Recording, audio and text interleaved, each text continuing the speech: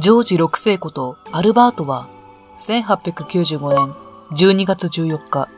後の国王となるジョージ5世と王妃メアリーとの第二子として誕生しました。実は、アルバートは彼のひいおじいちゃんであるアルバート王杯が1861年12月14日に亡くなった日と同じ日に生まれ、そこから王室は運命的なこととし、同じアルバートと名付けられたのです。これはもうアルバートが生まれた時から運命の子供だったと確信してもいい出来事ですよね。アルバートは兄のエドワードとは違い、影に隠れた内気な子供だったと言われております。かわいい。また、長男のエドワードがいたためか、王位を継承するために義務とされた帝王学を学ぶことがなく育ちました。しかし、父のジョージ5世は、第一次世界大戦時に活躍し、名君としての実力は有名でしたが、勉強があまりにもできなかったので、自身の息子にはしっかり教養を身につけさせるべく、エドワードとアルバートにスパルタ教育を施すようになります。それだけでなく、アルバートは左利きかつ X 脚という癖がついており、当時では行儀や見た目が良くないとされていたためか、癖を直すために常に矯正器具を装着させられていたそうです。もちろん骨格を矯正するっていうんですから激痛を伴います。また、利き手を右利きに矯正する際には、左手に紐をつけられ、あえて使えないようにコントロールされていたそうですね。矯正装着器具ですか。本当にそれで治ったんでしょうけどね。やっぱりすごい治療法だと思いますね。また同時期にエドアル兄弟には複数人の乳母がおり、そのうちのある乳母から虐待を受けていたそうなんです。どうやら当時ヨーク公夫妻としてたびたび公務に勤しんでいた両親がいない時にかなり強くつねられたり、暴言を吐かれたりなどされていたそうです。は？実は私も3、4歳頃まで家に家政婦がいて、その時は同じような経験があったんですね。ちょっと話がそれました。その乳母がいる時に、エドワードが異常に泣き叫んだことから、両親はその乳母からの虐待に気がつき、無事追い出したそうですね。しかし、アルバートはそんな鬱屈とする環境下で育ったためか、喫音症を発病してしまいます。喫音症とは、突然特定の言葉が発しにくくなる疾病で、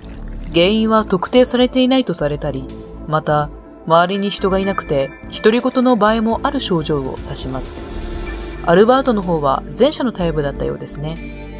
また、喫音症はいわゆるドボリとされていて、現代では差別用語になっています。また同時期、1901年にビクトリア女王が崩御すると、祖父のエドワード7世が即位し、アルバートは王位継承権第3位に繰り上がりました。継承権が3位になっても、自分の父がいて、さらに兄もいる。この時、当然アルバートが国王になる可能性は、ほぼないと言っても過言ではないでしょう。アルバートの学生時代。1909年に入ると、王室では例外なく軍人教育を受けることが義務付けられているため、アルバートは王立オズモン海軍兵学校に入学をして、海軍軍人となるべく教育、訓練を受けるようになります。1910年、祖父のエドワード7世が死去。まだ数秒しか話してないのに。父のジョージ5世が即位し、アルバートは王位継承権第2位に繰り上がりました。この出来事により、兄のエドワードは将来の国王として即位するための準備をし始め、プリンス・オブ・ウェールズの称号を与えられます。そして1911年の卒業試験。こちらの成績はなんと学年最下位。これは完全ジョージ5世の勉強嫌いが遺伝したようです。ちなみに私がジョージ6世を好きになった理由として、このように人生を約束された王子として生まれてきたものの、不完全な側面があり、人間臭くて興味を持ったのがきっかけでした。実はですね、私も、これ本当の話なんですが、小学生の頃の学力テストでガチで最下位取ったことがあるんですね。で、なんでかっていうと、私勉強が嫌いだし苦手で、頭もね、本当にっていう感じで、本当悪いんですね、頭が。当然っちゃ当然だったんですけど、だからその時に周りのみんなのみたいな、あの反応、もうね、あれは本当に嫌な体験でしたよ。そして勉強嫌いの克服っていうのは、ある時勉強のその意義とか楽しさとかを気づかないと、絶対にならないんじゃないかなと思ってます。私はきっかけとしては高校生の頃、勉強することの楽しさに気がついて、そこでようやく覚醒したって感じだったんですけど。アルバートは、それでも軍務をすることを熱望しており、オズボン海軍兵学校を卒業すると、そのまま王立ダートマス海軍大学へと進みます。1913年には海軍士官候補生として地中海で3ヶ月間の訓練を受け、そこではイギリス王子であることを隠すためにジョンソンという名で過ごしていたそうです。これにはおそらくですが、この時期はいつ戦争が起こってもおかしくなかったので、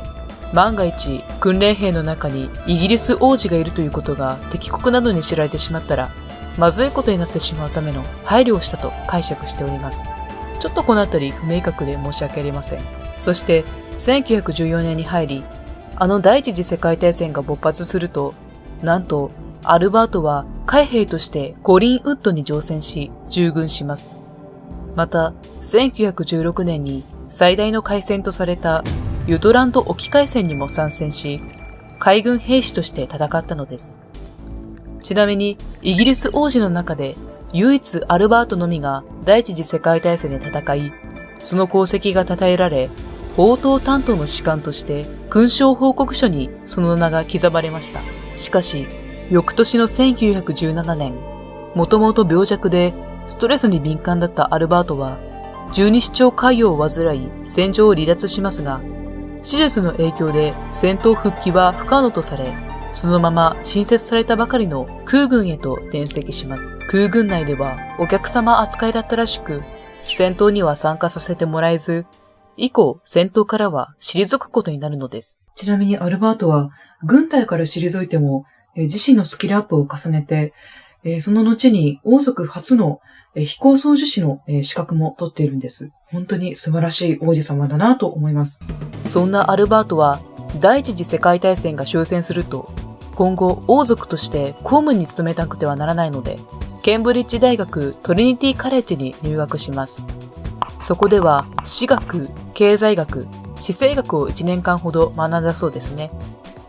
また、この時期アルバートは国王の代わりとして公務の一環である産業施設を訪問し参加するようになります。その様子を見ていた国民から親しみを込めて産業王子というあだ名をつけられたほど真面目に取り組んでいたようですね。アルバートの結婚。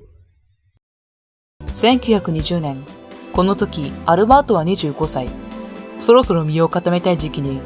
エリザベス・ボーズ・ライアンという貴族出身の女性と出会います。アルバートはエリザベスに強烈に惹かれ、翌年の1921年にプロポーズをしますが、彼女はそれを断ります。理由としては、王族の一員になると数々の犠牲を払わないとならないからだったそうです。というのは建前で、実際ですね、アルバートの従者であった人からも、エリザベスは求愛されていたそうなんですね。エリザベスっていう人物は、とても聡明で、また柔和で慈しみがあったような人物で、頭も相当良かったし、なんといっても顔がものすごく綺麗だったらしいんですね。アルバートが相当プロポーズしても断ってしまうのも無理がないというか、アルバートも超イケメンなんですけどね。アルバートはエリザベスとの結婚で自分の運命が決まると考えていたそうで、この出来事にひどく狼狽し、母のメアリー妃に何も考えられない、話したくない、何をすべきなのかもわからない、と吐露したそうです。そんな息子の様子を見るに耐えなかったメアリー妃は、息子をここまで虜にさせるなんてどんな子かしらね、と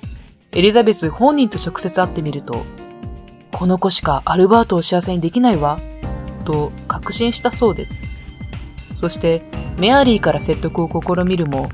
なお首を縦には振らなかったそうです。皆さんはプロポーズをしたり、お付き合いの申し込みしたりとかして、振られてしまった場合どうしますか？私、傷つくのが怖すぎて、普通にそこで諦めると思います。だからアルバートはすごいですよね。しかし、アルバートは諦めません。1921年2月に、アルバートの妹のメアリーが結婚式を挙げるので、エリザベスに花嫁付添人として参加させ、その際に再度求婚します。エリザベスは、アルバートの熱意に折れ、とうとう1923年にその思いを受け入れたのです。同年1923年4月26日、二人の結婚式はウェストミンスター寺院で行われ、この結婚こそがイギリス王室の近代化の表れとして、イギリス国民から盛大に祝福されたのです。